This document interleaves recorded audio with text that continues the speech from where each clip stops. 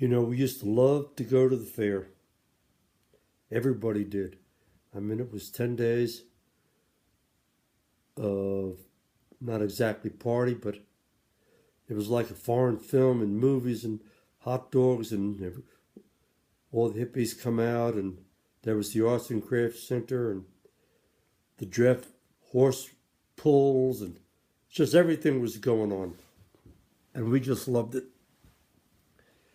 And every year there were these two fellows. One's name was Claude Minton, and his nephew. Now, I guess, it was a long time ago, but I guess those days, Claude must have been in his mid-70s, late 70s, and his nephew was about the same age, and they came from Boone, North Carolina, and they came up in a small pickup with their still, and they'd make whiskey, 7 or 8 days, and they had a little rope. You couldn't taste it, and everybody wanted to taste it, and you could smell it.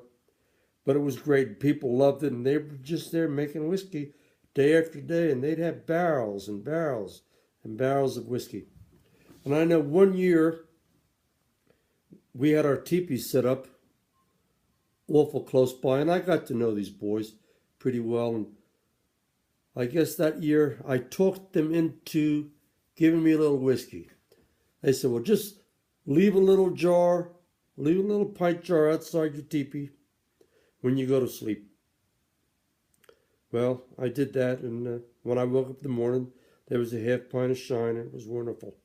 But I always wondered, whatever happened to all this whiskey? Because they were drunk a lot of whiskey, and these guys just had that little pickup, and they could not have taken it back. And I always wondered, what happened to the whiskey?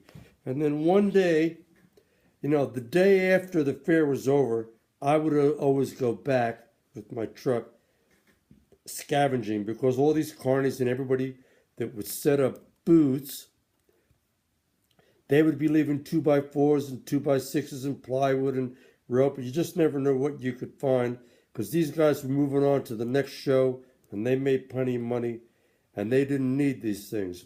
And I come across where the moonshiner was, and there was Claude Minton talking to Buzzy Allen.